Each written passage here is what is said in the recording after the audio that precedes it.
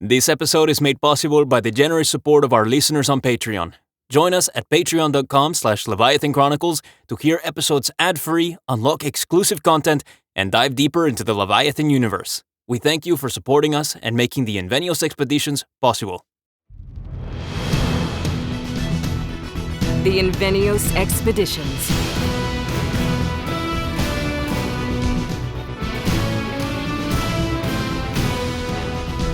A Leviathan Chronicles story.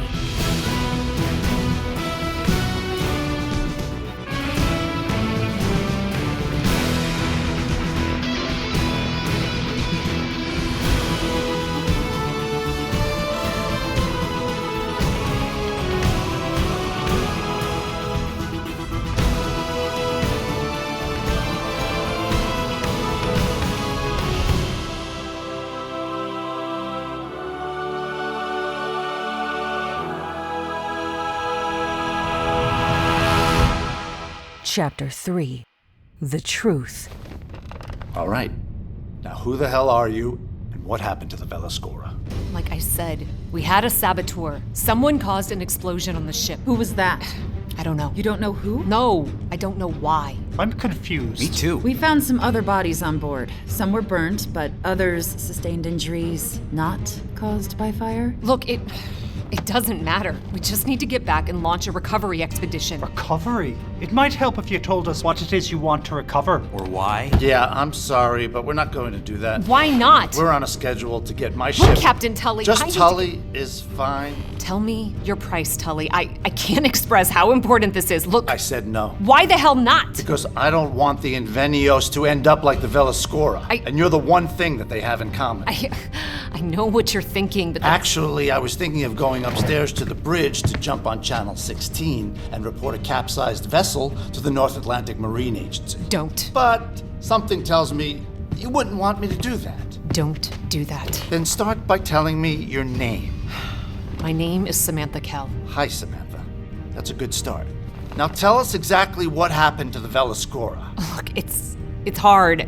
There was a detonation. You could say that again. What were you transporting that detonated? I can't tell you that. I swear it's for your own protection. What do you mean, protection? Is that why you didn't send a distress signal? Hey, it's okay. Let's just let Samantha talk. Okay, look, I understand how this looks. I do. I'm aware that you all risked your lives to save mine, but I need your help. This ship can help me. The Invenios. What are the specifications of the Invenios? Are you asking to see the blueprints? No, but I've never seen a tri-hull this size before. What does your boat do? Why don't you tell me about your boat? What the hell were you guys doing out there? It's complicated. Shipwrecks often are. Okay, I'm done playing games. I'm going to the bridge and calling the team. Okay. Gibson, you're with me. Okay! Stop. I'm gonna give you one last chance. What were you doing out here? We were trying to save the planet. What? Did you say save the planet? Save from Not what? again. Look, you're not the first strange woman to come on my boat and offer me money for a bad idea. This needs a lot more explaining. Look, I'm sorry, I will, I swear, but first, just tell me what's the maximum operating depth on your sub. I thought I saw a loading bay. Can it clear 3,000 meters? Hey, slow down. I told you, I can't slow down. Just tell me First, tell me why you need a submersible. Look, I'm sorry, I can't tell you everything that you want to know. Oh, come on. There's someone still alive from the Veloscora. Someone I care about a lot. They're still alive. They're trapped in a sub near where the Veloscora went down. How do you know they're still alive? Just know. Then we should send out an SOS signal and contact the Marine authorities No, we can't. I just need you to help me rescue my friend. I can pay more than you can imagine. I can pay, but I am running out of time. I just need access to a mini sub, one that's rated for deep expeditions. That's a problem because we don't have a mini sub. What? I thought you said that We're on our way to Ponta Delgada in the Azores to pick up our sub and our submersible pilot. How long until we get there? Another 20 hours? 14 if we use the Trident drive. What's the Trident drive? But you still haven't told us what happened to your ship. I gotta tell you, I'm not a huge fan of using my equipment to help people I don't know who aren't being straight with me. Well, technically you did that back in Alaska. I'm looking back at the flight log for the Seahawk. The sensors were picking up traces of radioactivity. I've seen readings like this in the Navy when nuclear subs dispose of uranium rods. You were dumping toxic waste in the ocean? No! How much were they paying you to do that? No wonder you got so much money. No, it's not what you think. We weren't dumping toxic waste. Well, then why don't you tell us what you were doing? We weren't dumping toxic waste. We were stealing it. Tell us more. Now, or so help me God. I'm going to the bridge and reporting a maritime disaster. Okay, I'll tell you what happened on the Veloscora.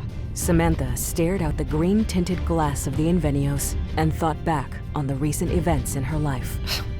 It's quite a story.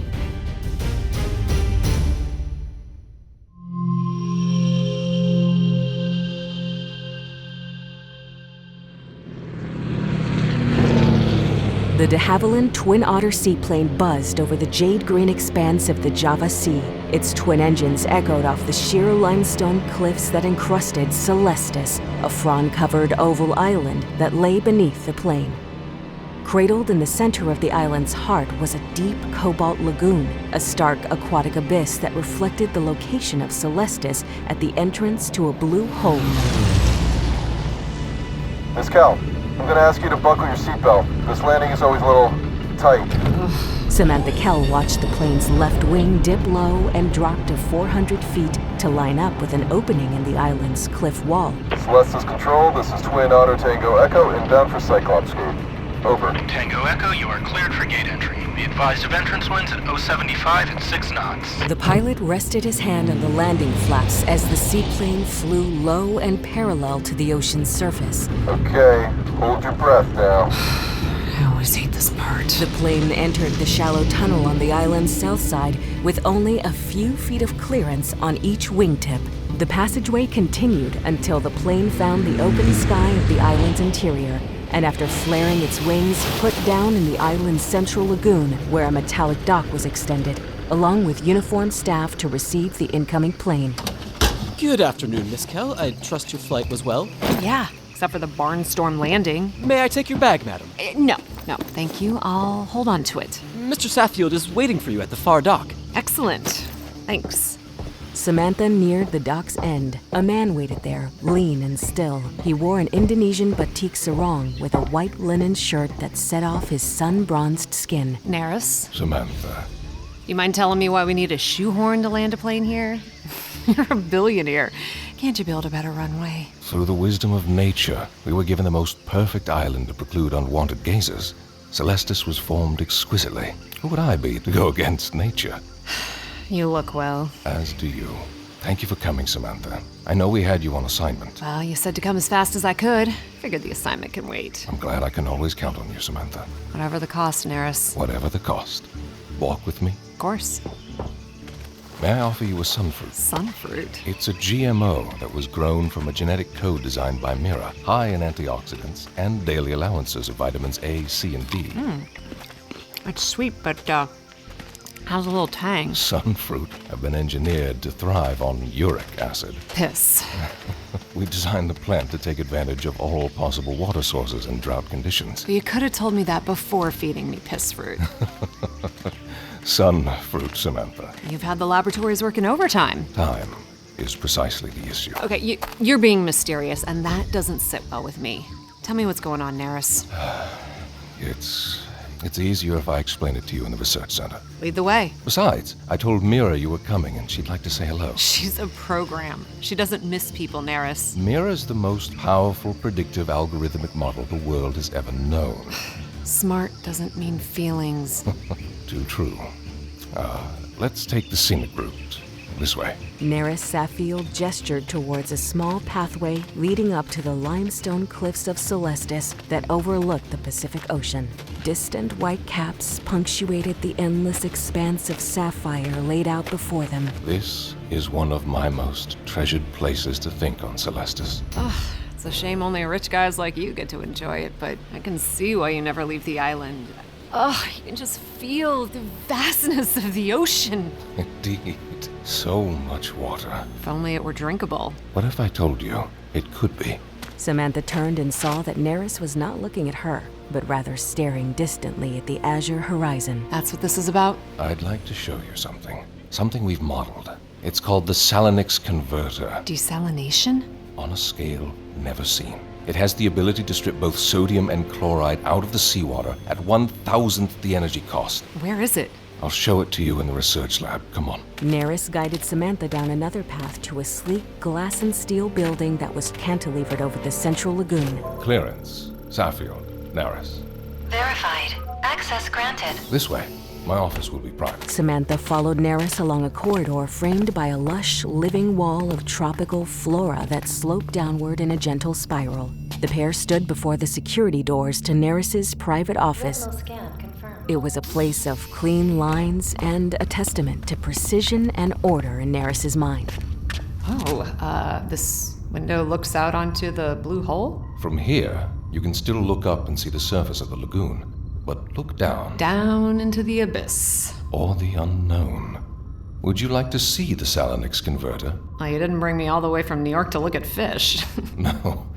No, I didn't. Neris turned and strode to his office's left wall. Below a painting of a purple chrysanthemum was a glass cube containing a detailed, scaled model of an oil tanker. Within its hull were two pentagonal structures connected by a sphere. Behold, the Salinix. Wait, Neris, is this the desalination plant? Not a plant. A fully mobile water purification platform. Over 100,000 cubic meters of water per day. And since it's mobile, you can more easily reach communities affected by rising sea levels.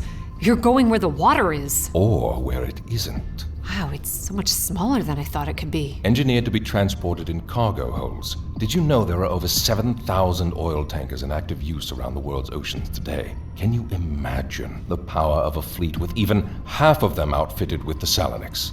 These ships could provide a stable source of drinking water, re-establish wetlands, and alleviate drought conditions. Maybe all your money can save the planet. It's just a marvel of engineering. It uses a cascade laser fired through a medium of isotopic gas to create radiation so calibrated that it disperses the sodium ions from seawater. You and Dominique are the experts when it comes to lasers and all this engineering, but it turns salt water into fresh, right? And in vast quantities. How did you design this? With a great deal of help from Mira. In fact, let's not keep her waiting. Hello, Mira. Hello, Dr. Saffield. I brought a friend with me that I think you know. I believe you remember Miss Samantha Kell. Of course. It's been 3 years, 2 months, and 9 days since our last interaction. Hello, Samantha. Welcome to Celestis. Hi, Mira. Mira, Samantha is going to help us on the special project we've been working on. Nice to see you again, Samantha. We are living in a bubble, Sam. You live on a private island. Bubble is an understatement. The world believes the changes in our ecosphere will be linear, but they'll be exponential. They just don't see it yet. Well, I take some comfort that according to Mira's projections, we still have another 40 years before we all have to start eating piss fruit. Sam, there's something I need to share with you. It's bad news, isn't it? Mira, can you bring up the latest global ecological models and explain to Samantha what we've discovered? Of course. Based on the most recent data collected from Avaterra satellites, we've modeled a significant increase in carbon emissions from developing countries tied to escalating industrial activities and deforestation. As economic disparity accelerates, carbon dioxide is projected to increase by 60% and methane by 35% within the next 25 years. This accumulation in the lower atmosphere will elevate global mean surface temperature by approximately 5 degrees Celsius, instigating widespread coastal flooding. Mira, Increased pollution and climate change will escalate biodiversity loss, pushing an estimated 30% of global species toward potential extinction. Do you have any further questions, Samantha? So what does this mean? When does GPOC occur? Based on the updated Avaterra predictive model, geo-ecological political collapse will occur in 25 years, 1 month, and 13 days. Neris, your modeling predicted GPOC in the 6th decade this century. This doesn't track. Tracking, or predictive modeling, is my specialty, Samantha. There's not enough time. This can't be right. These calculations are faulty. The data... Mira must have misinterpreted... Have you ever known Mira to be wrong? But Neris... Has the quantum heart of her brain been incorrect in any of her predictions? Whether they be coffee prices in Uganda or sea levels in the Philippines, Mira is the deepest predictive algorithm in the world, and I designed her specifically to predict the weather. How the hell can this happen? When the environmental collapse occurs, it will beget a worldwide political crisis, which will ultimately lead to widespread societal collapse. Evaterra will fill that gap and restore order and peace. We'll provide the bridge to a new global environment dedicated to managing our planet's resources. I'm not questioning our mission. I'm questioning how a timetable to the environmental collapse of our planet got moved up by 50%. 2 missiles, both larger than any known ICBM, fired from unknown locations on opposite sides of the world and subsequently avoided almost all known detection methods before detonating in high orbit above the Earth. A shining beacon illuminating the dawning conclusion that not only are the world's governments not in control, but rather unseen forces are at work towards a hidden agenda we know nothing of. What does any of that have to do with the environment or Mira's predictions? It changed the math, Samantha, significantly. If democratic populations lose faith in the governments, then those governments will devote their resources towards maintaining the political status quo, not towards addressing the ecological disaster rushing towards them. Climate change will worsen due to inaction. Look at the current situation. There's restrictions at most borders. Trade is slowing. Uncertainty is growing. So what now? We have to act, Samantha, and we have to act quickly. This is why you called me here. Mira, would you please bring up the schematics for the Salinix converter? Of course, Doctor. I've brought up the schematics on Monitor 2. This is why I brought you here. I'm not an engineer. You're a fixer, Samantha. And right now, there's something I need you to fix. What's that? Look here. The engine that drives the Salinix is a quantum cascade laser. It has to be energized by a very rare form of radioactive decay. According to Mira's modeling, there's only one element that could generate the necessary field. A rare isotope. Plutonium-287, or PX. I take it you can't just order it on Amazon. Unfortunately not. It was only synthesized once at a secret government facility in 1947. Roswell? After a lethal accident, the PX isotopes were deemed so unstable that a military decision was made to get them off US soil as soon as possible. Because the isotope is more stable at pressure, it was buried in a deep trench in the North Atlantic. Here. And you want Evaterra to steal it? Surely you see the irony that we'll be using the most toxic substance ever created to provide fresh water to millions. Jesus, Neris. The math is clear, Sam. We can build the Salinix. We can create an almost unlimited source of fresh water for the world. We need the PX isotope. With Mira's help, we've put together an expedition to retrieve it. You mean steal. Neris, we've stepped on some sovereign toes before, but not the United States. There will be risks, Samantha. That's why I need you to be part of the expedition. I know you can handle any complications, fix any problem. You're asking a lot, Neris. I'm not done asking. I want you to work with Dominique on this.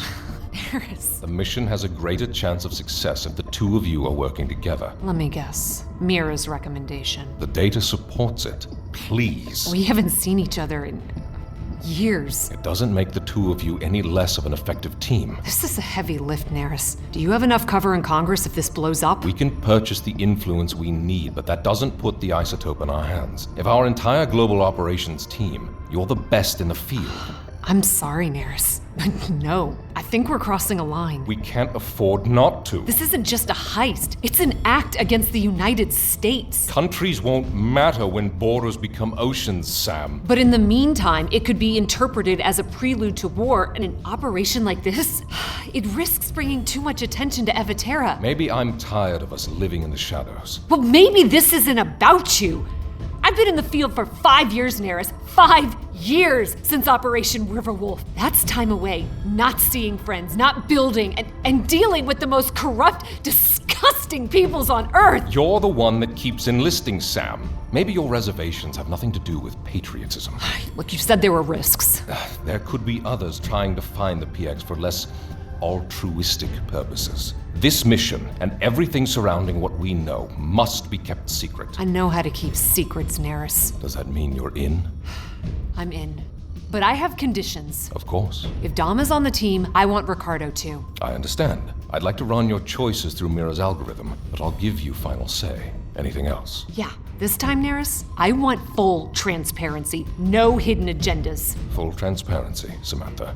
And thank you. The good that will come out of the Salinix project will be extraordinary. Now, let me walk you through the mission. You'll rendezvous in Lisbon on board the Veloscora, which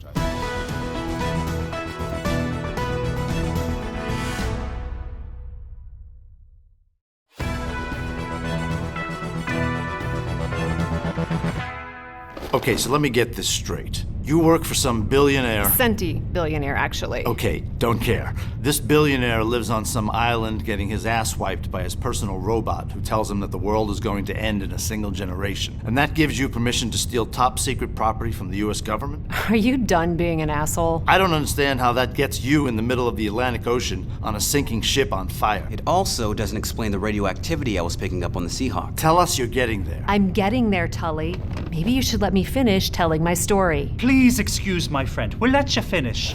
Politely. You also said there was a detonation on the Veloscora. What was it that detonated? I'm getting to that part.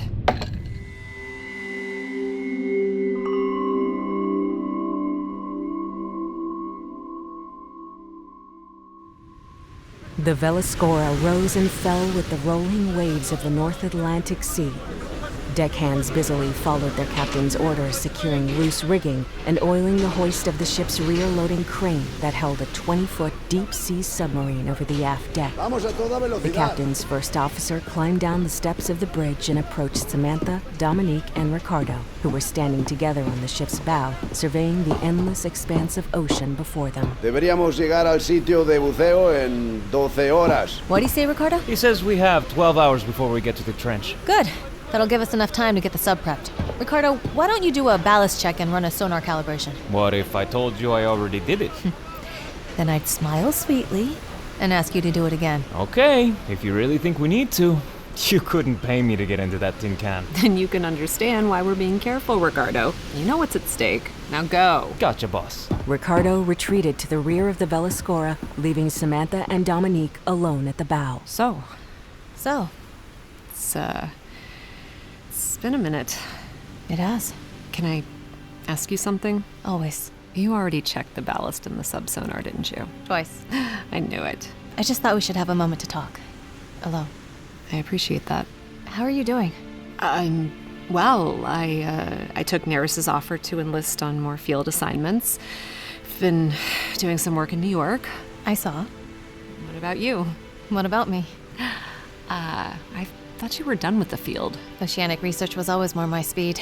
For the last 2 years, I've been spearheading the Evatera sensor buoy array in the Pacific. I've got the most submersible experience. It makes sense for me to be the one to pilot the sub.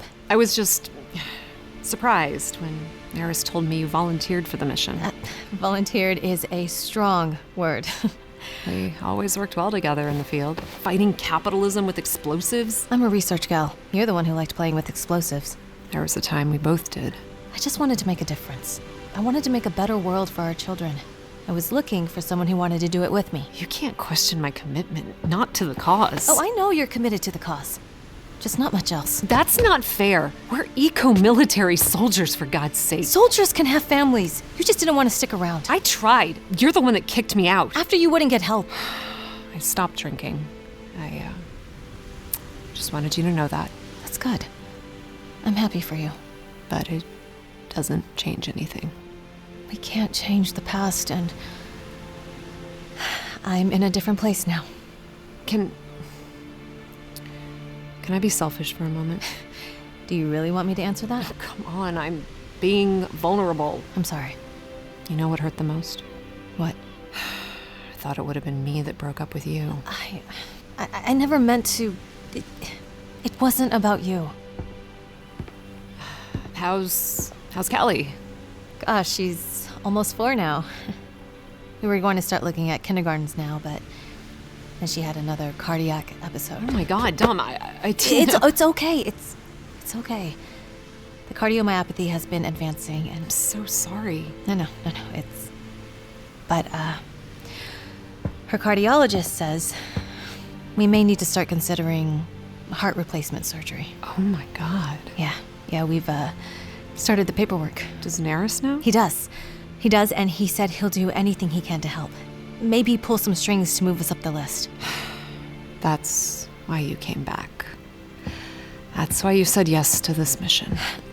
Look, I won't lie, it was a factor, but if Neris is right, this discovery of the PX could be a game changer. Desalination on an industrialized scale? 500,000 gallons of fresh water per day with less than 150 kilos of carbon output? Shit, Samantha, that's less than a Prius. Yeah, it's amazing. It is. For someone who's risked her own life for the health of the planet, I think that unlimited fresh water would be a pretty powerful motivator. I would have loved to go kindergarten shopping with you. Well, I wanted to talk to you. I spoke to Sarah, and she's agreed, if you're open to it, to meet Callie. We'd introduce you as the egg donor. But not her mother. Sam. No, look, I know it's my fault. It's just, hey. I wanted to build a home with you, but you wouldn't commit to anything. So you found someone that would. I found someone that was there. Hey, I just checked the sub, and you're not gonna believe it, but everything was calibrated perfectly.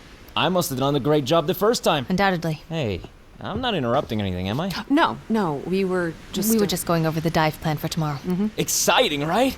Dom, you said you think we can retrieve all the PX in one dive? I won't know until we get to depth, but we'll try. We want to get this done quick. There's a lot of people that don't want us to get our hands on the PX. Why wouldn't someone want us to implement something that would bring fresh water to millions? Because the exotic matter we're using could also be used to create a nuclear device 1,000 times more destructive than Hiroshima. Fuck. How unstable is the PX at surface pressure? Based on Mira's calculations, the PX should be fine as long as it's kept cold and under pressure. How much pressure? I guess I'll have to dive deep enough to find out. Now let's go check the sub a third time.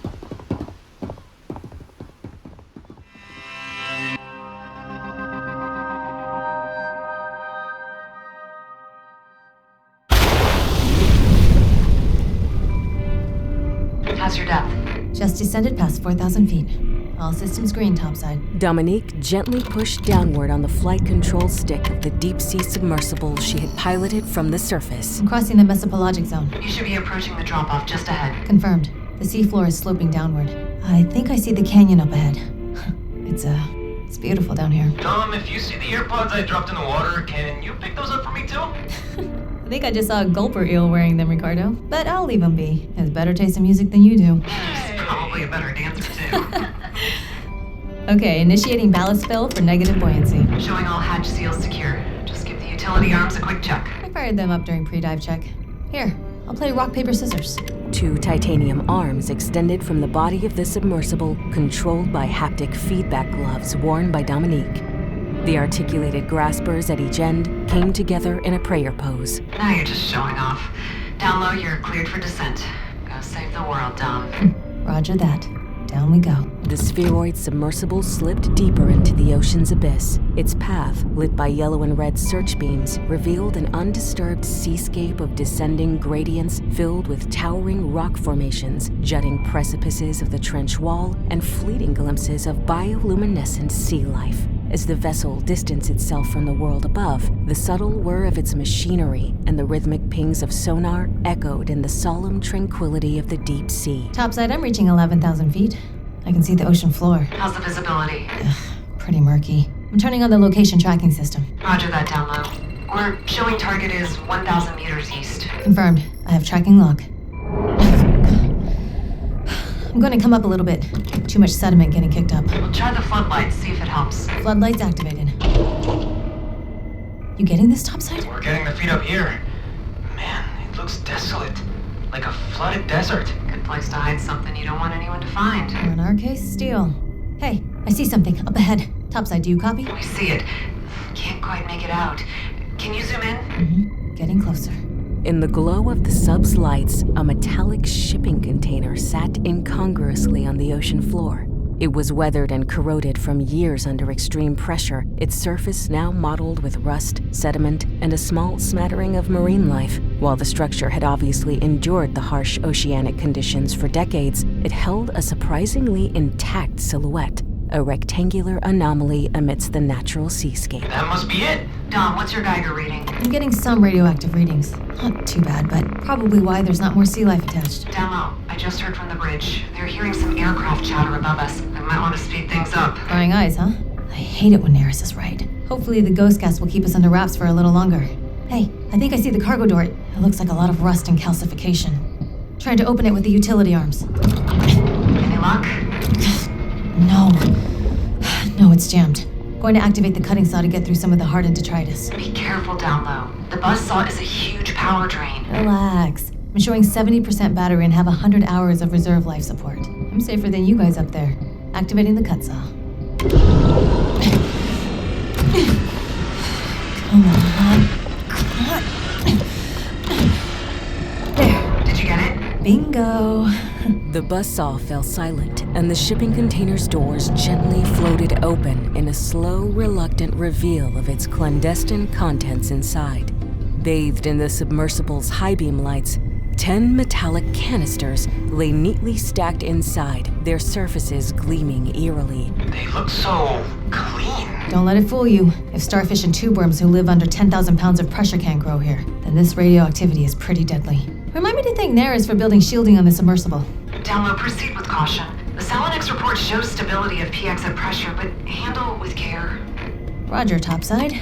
Opening the cargo bay and putting on kid gloves. I mean it. Be careful, Dominique. But I was the one always telling you to be careful. With a deft manipulation of the haptic controls, Dominique reached out with the submersible's titanium arms. Great, Tom. They moved with surprising grace for their size, with the graspers of each arm carefully responding to her lightest touch. It's just like playing Operation when we The were first kids. 5 of the canisters were gingerly lifted from their resting places, leaving small trails of sediment floating in their wake. That's half of them. Slowly and methodically, Dominique carefully repeated the process for each remaining canister. All right. Mama's pouch is full.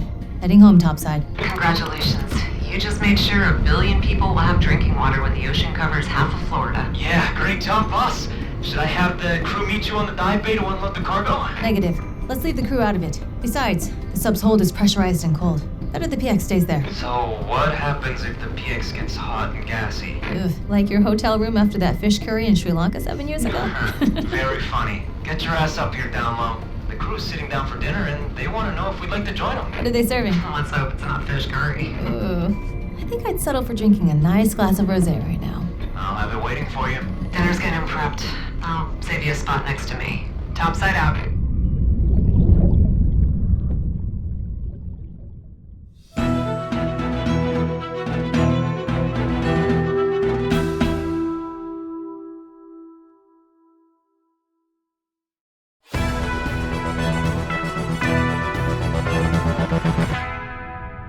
Whoa, you're telling me you found it at 5,000 feet underwater? My team did.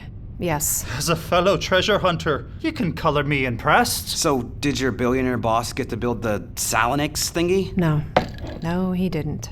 At least, not yet. I'm guessing this is the part where you tell us about the detonation and the reason why the Veloscora looked like an ashtray. I'm waiting for you to get to the point, Samantha. Tulley! Yeah, what happened after you recovered it? We had dinner.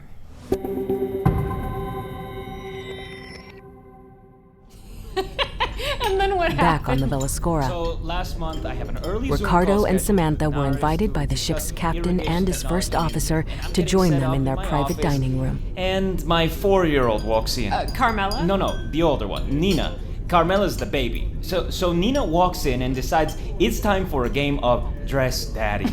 Now, this is 8 o'clock in the morning, mind you, and she starts giving me a Barbie makeover. Well, hey, I've been saying for years that you would make the cutest drag queen. I know. I wish I had the legs. Anyway, then Carmela walks in, and she's just learning to walk, and she's holding this bowl entirely filled with Cheerios. Oh no, you got cereal bombed? Totally cereal bombed. So she starts to get upset that her sister took her Snuggie. They start fighting, and 5 seconds later, the entire bowl of Cheerios goes all over me. With milk? All the milk! I mean, it's everywhere. It's in the feathers, it's on my shirt, and just then, Neris jumps on the call. Oh my god, holy shit, what did he say? He was like, is this a bad time? I know, right? Hey, look who's here! Captain Nemo! Where were you? We were waiting. Yeah, I saved you a seat. Sorry. Had to refill the gas dispersion canisters on the starboard side. I'm sorry, but does that ghost gas stuff really work? You doubt our fearless leader? It looks like a gas, but it's really a loose lattice of carbon nanotubes that block any radar signals or satellite detection. See? I'm picking cereal out of my ear, and Dom is teaching us chemistry. Physics, actually. It can pretty much hide anything from cars, people, even blimps. Well, so far, we haven't had anyone spot us. That we know of. Well, I feel a lot safer in our little carbon bubble. What's the plan when we get back to port? Well, assuming nobody detects us, plan A is we dock and unload in Gibraltar. Neris has some specialized transport set up that can route the PX to an Evaterra lab facility in the Solomon Islands. But knowing you, Sam, there's a plan B, C, and D. You know your alphabet, Rick. Ladies and gentlemen, The captain of the Veloscora rose and held his glass towards his guests. I would like to propose a toast to all of you. It has been a privilege for the Veloscora to be a part of this expedition. Evaterra stands for a dream we all share. The dream of a future where our planet thrives in harmony with the people living upon it. Your courage and dedication inspire us all. To you, the protectors of the far lands and the deep sea who ensure 1 billion more glasses of clean water for the world to drink. May you continue to light our way. Salud. That was really nice. Sláinte. Salud a vos también. Mr. Martinez, would you like to say a few... Holy shit! Fire alarm? What was that? It came from the bow! Martinez, what's happening? The first officer ran to the ship's intercom on the far wall. Reporte. Capitán, llegan reportes. Hay un incendio en la sala de máquinas. Nos estamos llenando de agua. Captain, what's happening? There's fire in the engine room. We must have hit something. We would have seen it on radar. Es el maldito gas. Estamos ciegos. You created a fog around our boat, and now our radar doesn't work. Holy shit! Look! Ricardo pointed to the bow of the Veloscora that was now completely engulfed in flames. This is no collision. Martínez, extingue el fuego. Activa todos los... Extinción de incendios no responde. Los aspersores están desconectados. Entonces dile a los hombres que usen los extintores antes... Hay 4 hombres muertos y el fuego se está extendiendo. Tenemos que abandonar el barco. ¡Maldita sea! ¡Esto es Mayday! The captain and the first officer ran to the doorway, but before they could, Samantha blocked their way. Get out of my way! We need to get to the bridge and radio for help. I'm sorry, but I can't let you do that. What the hell are you talking about? The ship is sinking! This is a covert mission, Captain. You knew that when we hired you. Are you mad? I have 15 of my crew on board. They die unless we issue a Mayday sign right now. Move! Get out of my way! The captain and his first officer pushed past Samantha and ran urgently to the bridge of the Veloscora. Sam, you have to stop them. Go.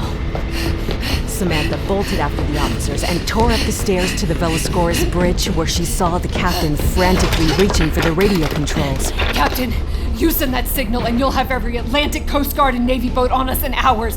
We can't let anyone learn our position, you know that! Do you feel that? The ship is going down. Do you want to die? Any ship that arrives will confiscate our cargo. The lives of my men are worth more than your cargo. Move! No! The heavy man violently pushed Samantha backwards. She regained her footing and ran hard at the captain, knocking the wind from his chest. She grabbed the radio module and ripped it from the wall, smashing it onto the floor. No! No one can know we're here. There's too much at stake. The captain, still reeling from Sam's blow, reached for a cabinet above the helm and removed a marine flare gun. Perra loca! Look at the fire on the bow! We have to send a signal now! You idiot! We're stealing from the US government. They'll kill us if they find us. You can't call for help. She's right. Samantha and the captain turned to see First Officer Martinez pointing a pistol at the captain's head. You can't call for help, and no one can know we're here. Martinez, what are you doing? Put down the gun! 2 crimson circles erupted in the captain's forehead as he slumped to the ground. Samantha dove for cover behind the ship's helm and grabbed the flare gun on the floor. It was you.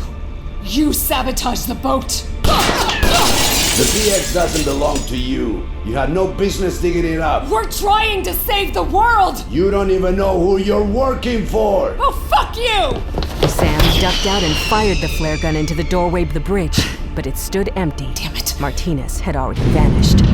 Running out of time.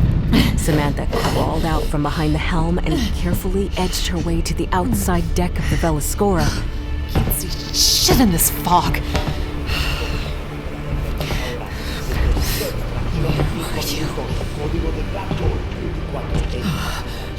Water's filling up the port side. Samantha pushed forward. The officer. The fog seemed to swallow all sound. I sabotaged the ship. Making the deck feel eerily silent. Sweat mixed with sea spray on Samantha's forehead as she prowled forward. Where are you? Flare gun clutched tightly in her grasp. Where are you?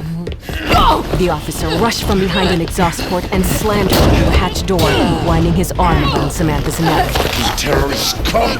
I'm not letting you take it! Gonna let you stop this! Samantha bit down on the officer's arm, causing blood to seep down his sleeve. His hand loosened just far enough for Samantha to get her grip under the man's elbow and used her hips to flip him over her shoulder. You think you can play God with what you stole? No, I'm just lighting the way. The incendiary flare narrowly missed Martinez and soared into the night sky. Damn it! Martinez scrambled to his feet and disappeared into the opaque cover of the fog. The fog won't protect you. Or you. The ship won't stay afloat long. You're playing for the wrong side, Samantha Kell. Well, fighting for this planet is never the wrong side. Suddenly, a shadow detached itself from the fog, barreling towards Samantha. She sidestepped to the right, letting her hand shoot out to grasp Martinez's wrist, twisting his arm upwards. Fucking pig! Martinez was quick. You're just a He pawn. lashed out with his free hand, reaching down and revealing a glint of steel. He swung the knife towards Samantha. You are a traitor to your own country. You're a traitor to the planet! Sam was faster.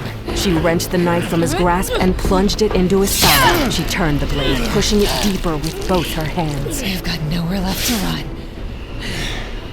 This is just the beginning, Samantha Kell. The officer sprang over the railing of the Veloscora and plunged into the ocean's dark abyss, his form swallowed by the fog that surrounded the ship. My name? How did he know?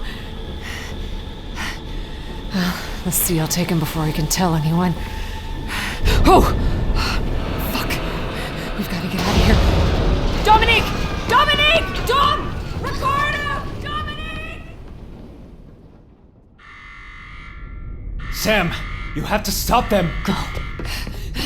As Samantha raced out of the room, Dominique and Ricardo turned to each other. Shit, the PX. It'll destabilize in the fire. What do we do? Follow me!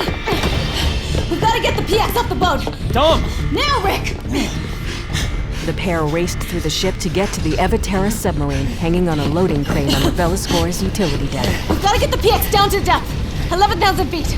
It's our only shot because if it destabilizes... The Veloscora will be a serial bomb in the Atlantic. I got it. So, put me back in the sub. What? Get me launched, Ricardo. But, Dom, that's suicide. The ship is about to capsize. You'll be unsupported at the bottom of the Atlantic, running on battery power. I've got 100 hours of life support in the sub. That's enough time for you and Sam to figure out how to retrieve me and the PX. How? Sam will find a way. But she always does. Dom! Just operate the crane and get me over the water. I'll hit the manual release and then you find Sam and get the fuck off this ship. Dom! Hey.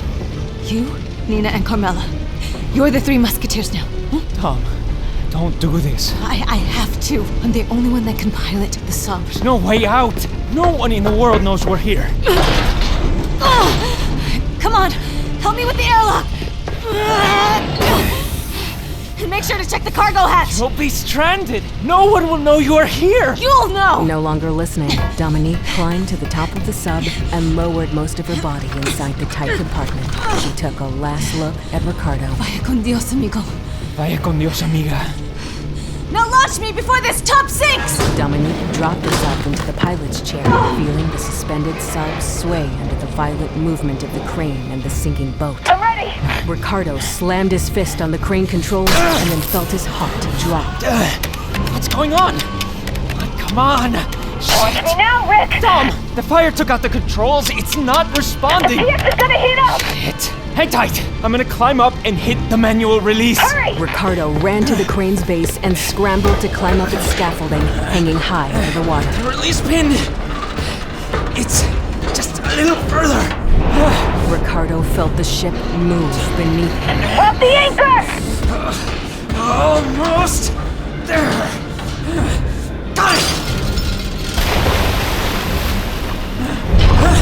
The Veloscora lurched violently to its side, bending the skeleton of the crane already strained by the weight of the sub. The crane groaned before giving way and collapsing onto itself. Ricardo's body plummeted, smashing into the deck of the Veloscora with a sickening crunch. What was that? Are you okay? Ricardo! Ricardo! Come in! Damn it! Dominic! Stop! Ricardo!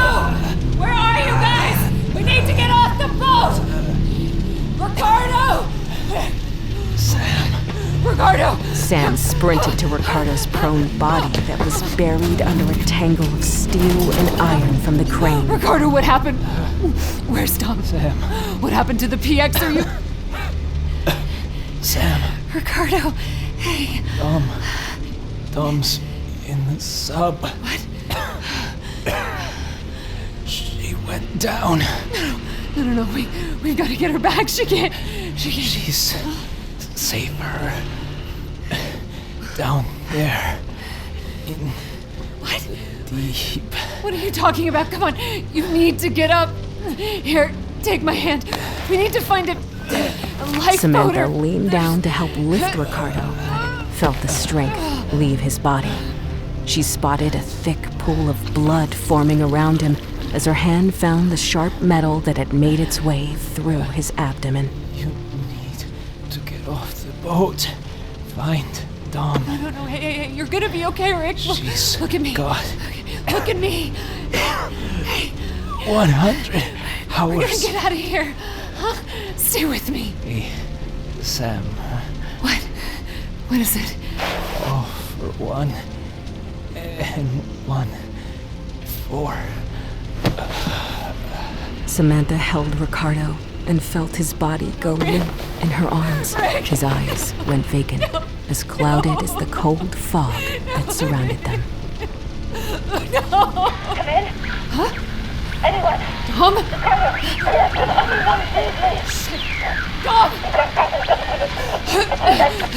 I can't get any signal topside. Dom! Samantha tore down the deck and rushed into the comm room. Dominic! Fury! Can you hear me? Damn it! You went back down! Damn it! Why did you do that? It should have been me! Fire and smoke damage had rendered most of the comm equipment inoperable. Samantha frantically flipped every switch she could find to get a cleaner signal. You have to find me! I have the PX with me. There's 100 hours of reserve time. Can you hear me? No! Tom! No! Go back! Don't go down there! We've got to come back! I'll find you. Whatever it takes. Whatever. Dominic.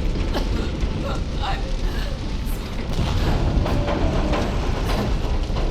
sorry.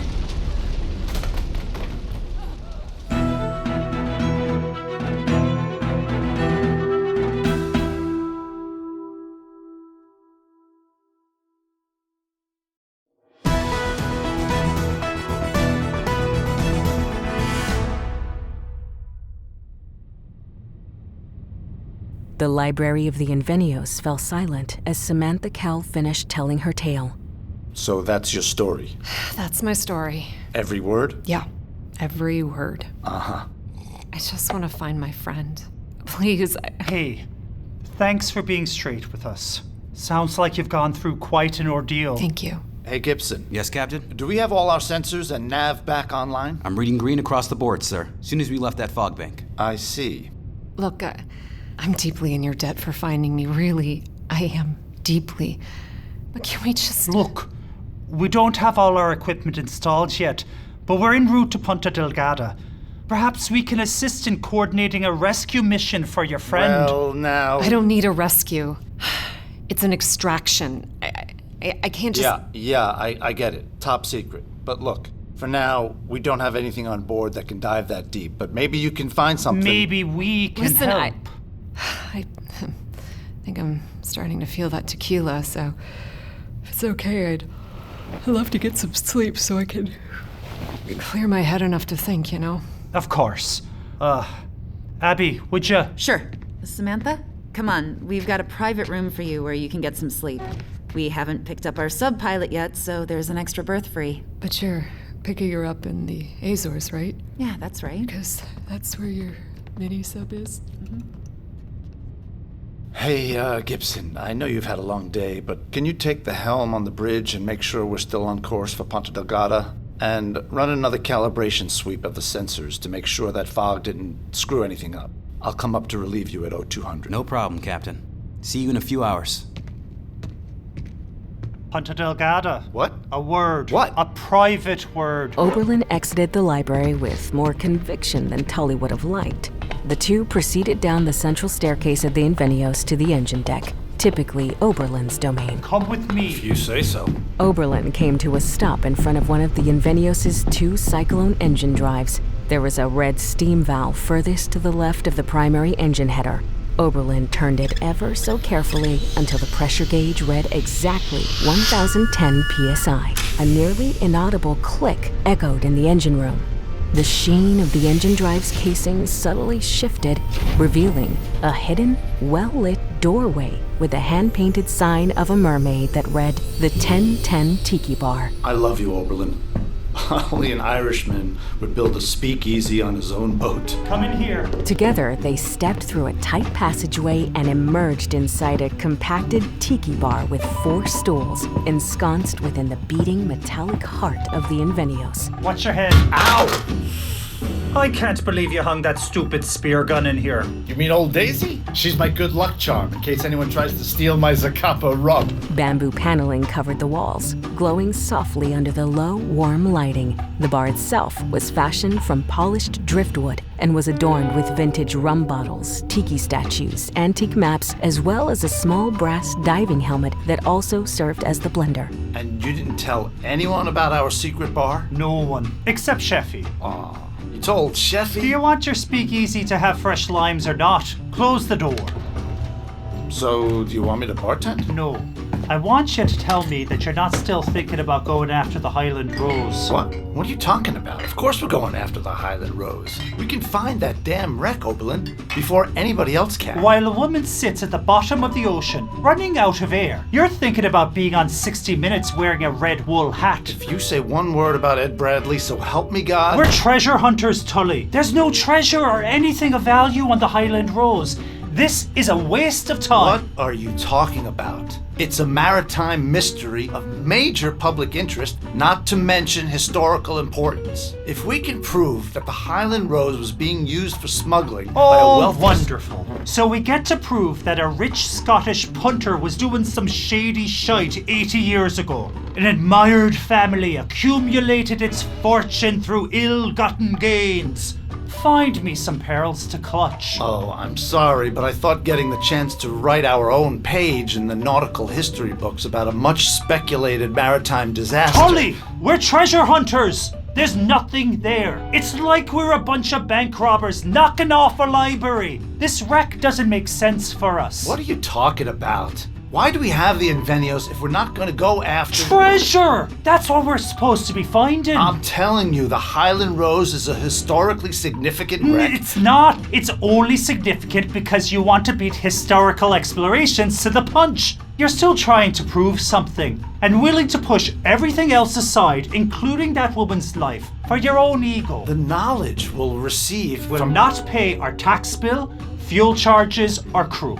Think, Tulley. This is why we have to do charters for the Belgians. What Belgians? The Belgians! The scientific expedition! Did you forget that you agreed to do the skink research mission in Cape Verde? Stink? Skink! What? They're supposed to arrive in the Netherlands tomorrow, but you wanted to get your sub right away. Ah, shit, I forgot. So just have them redirect and meet us in the Azores. Remind me why we're helping the Belgians? Because legally we need to run as a charter boat, magazine covers, don't pay for mini-subs. What about illegally? Tulley, if we don't run any charters, the tax costs on the Invenios will run so high that our Orlando Cortez money will dry up in a few years. Okay, we'll help the Belgians. Have them rebook to Ponta Delgada, and we'll grab them when we ship out. Tulley, the Belgians aren't the problem. A woman's life is. Come on. Do you really believe that whole story Samantha told us? Yes. I do. Because in my mind, I see a sailor lost at sea. You and I don't stand for much, but we stand for the rules of the sea. Rules of the sea? Come on, Oberlin, even if it's true, you know as well as I do that her friend is probably long gone. I hate to say that, but you know. But what if there's a chance she's not? What if she's still alive? Don't we have an obligation? An obligation for what? Help some fugitive steal government property? Or should we get swept up in another save the world escapade? We have the Invenios to help people. Help who? You could start with the Belgians. Oh, those fucking Belgians. And since when do we back away from doing what's right? That's not the captain I know. Come on, Oberlin. Tulley? I don't know. Look, let's just get to the Azores. We can't help Samantha, the Belgians, or even ourselves until we get our sub. A sub pilot, and all our submersible equipment online. That we can agree on. Well, I'm glad we agree on something. Hey, I'm glad you're okay. You could have got hurt on the Veloscora. Yeah, that was dicey. Abby did great. Yeah, I'm glad we have her on board. Tiki time? Yeah, tiki time. What'll it be? Not sure. How about one of those puka punch cocktails you made last time? Coming up! Oberlin opened the Belldiver's helmet on the bar and poured in several generous swigs of dark and light rum before flipping the switch on its base. 1 umbrella or 2? Oberlin, given the last 12 hours, it definitely feels like a 2 umbrella day. In fact, make it 3. You have been listening to the Invenios Expeditions, a Leviathan Chronicles story, written and created by Christof Laputka. To view the blueprints of the Invenios, go to inveniosexpeditions.com/blueprints.